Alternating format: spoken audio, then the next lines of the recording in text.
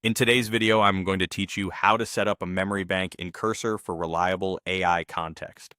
We'll start by initializing the memory bank structure. In your project's root, create a hidden folder called .cursor. Inside it, add a folder named memory bank. This is where your context files will live and where the AI will look for stable, reusable knowledge about your project. If you prefer automation, use a community tool to scaffold this for you.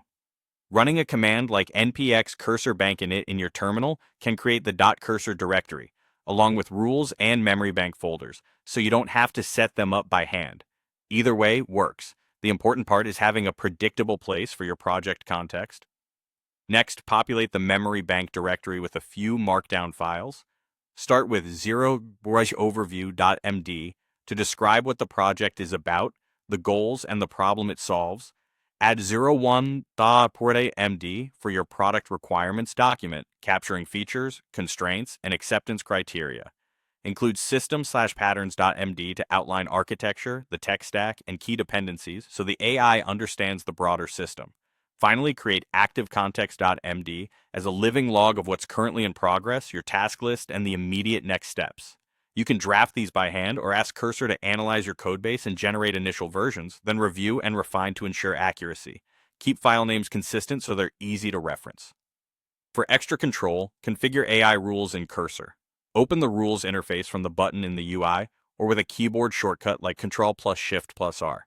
Add guidance that tells the AI exactly how to use your memory bank. For example, you might write a rule that says, Memory Management. I must read all memory bank files at the start of every task. This nudges the AI to load context first, reducing repetitive explanations and preventing drift. Now adopt a simple plan and act workflow when you work with the AI. Begin a task by asking it to plan, type plan followed by a clear description of what you want. The AI will scan your memory files, propose a plan, and ask clarifying questions if needed. Review the plan, make edits, and approve it when it matches your intent. Then tell the AI to act and it will execute while referring back to your memory bank. When the work is done, ask the AI to update the memory bank.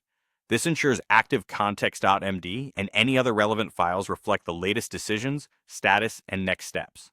Over time, this habit turns your memory bank into a reliable source of truth that keeps every iteration aligned and efficient.